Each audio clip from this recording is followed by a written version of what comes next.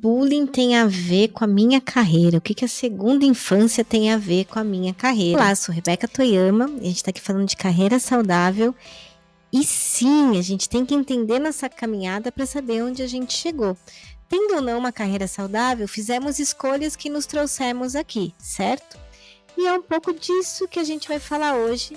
Leitura do livro Carreira Saudável, página 65. A gente está no capítulo 3 e o capítulo 3 ele tem o nome de Por Onde Andei. Porque se eu tenho clareza ou noção por onde andei, eu sei como eu cheguei onde eu cheguei. E aí a gente se sente responsável por essa chegada.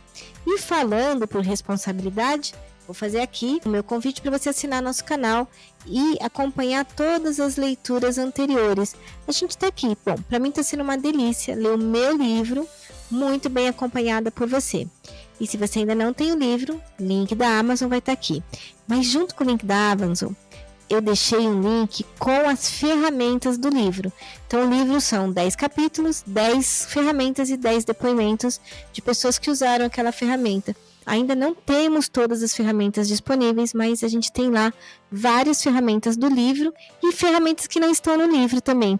Além de artigos, provocações, e-books. Então dá uma olhadinha lá, o famoso relatório futuro do trabalho, que eu sempre falo, também está nesse link. Então tá aqui, vou deixar o link das ferramentas, o link da Amazon e também vou deixar um link do nosso grupo Ser Mentor, porque a gente tem ao longo do mês alguns eventos. Alguns eventos sim são fechados, pagos, mas a gente também tem eventos abertos e gratuitos para a gente falar sobre carreira saudável. Como é que a gente constrói isso? Será que existe? Que assim, parece cabeça de bacalhau, eu nunca vi uma carreira saudável. Não, mas é que geralmente a gente tem tendência de olhar para o lado e só enxergar o que é conhecido. Então, nossa conversa aqui está muito relacionada a falar o que é, como se constrói uma carreira saudável, para quando você olhar o seu entorno, você começar a identificar que sim, pode ainda ser a minoria, mas tem muita gente que já conseguiu uma carreira saudável. E uma coisa elas têm em comum, que é uma carreira baseada em propósito. Mas até chegar lá tem uma caminhada, que é o que a gente está falando aqui. Como é que eu chego nesse tal de propósito? E o que é propósito? Vamos lá, propósito é aquilo que eu vou entregando no mundo. Não é só sobre me fazer feliz, mas é sobre fazer o outro feliz. Quando eu faço o outro feliz, é isso que vai despertar em mim o senso de propósito. E o acúmulo dessas entregas, que eu chamo de propósito, acontece ao longo de uma caminhada que eu vou chamar de carreira. E que bom que seja saudável. E se a gente fizer várias entregas com muito sentido e significado, lá na frente, quando eu virar estrelinha, eu vou deixar um legado. Viu? Isso porque a gente vê tanta gente falando tanta coisa estranha sobre legado, propósito e carreira, que eu não me canso de trazer essas definições para a gente compartilhar. Página 65, vou começar lá do alto, porque essa daqui começa a segunda infância. Segundo setênio, ocorre entre os 7 e os 14 anos e traz a descoberta da vida. Seguimos para a adolescência. Então eu tenho a primeira infância, lá na frente eu tenho a adolescência e aqui estamos vivendo a segunda infância.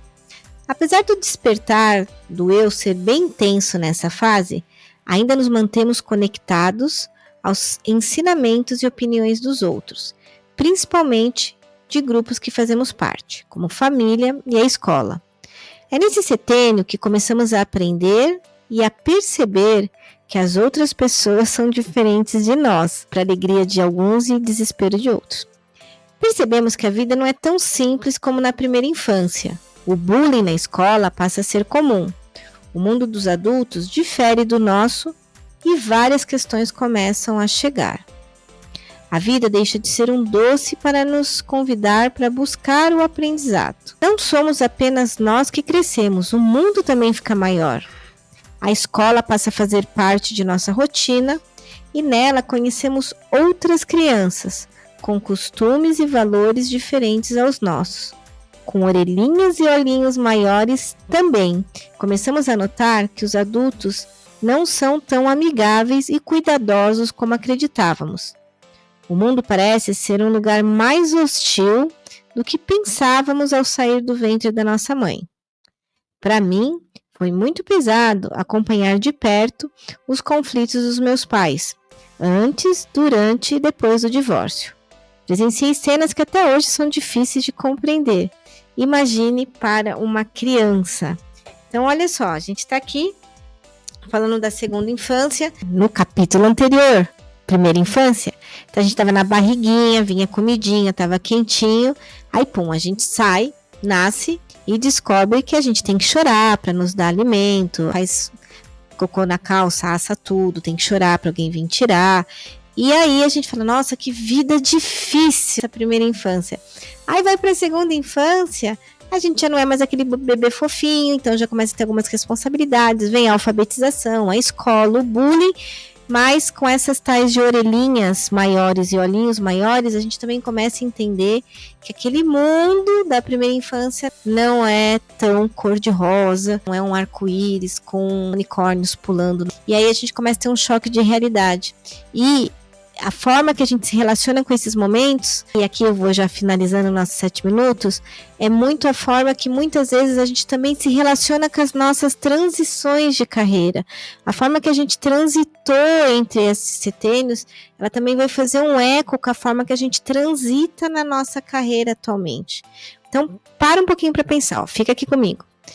Como é que você está se relacionando com as suas transições? Então, você não tinha acesso a algumas informações, aí você virou líder, você começa a ter acesso a informações que antes você não tinha, e às vezes você achava que era quem ou além, e aí para um pouquinho nesse momento, já que você me fez companhia até agora, escreve. No livro tem framework, aqui acho que no site também tem o framework, então a gente vai colocando melhor e pior momento de cada setênio, mas principalmente como é que a gente fez as transições nesse setênio.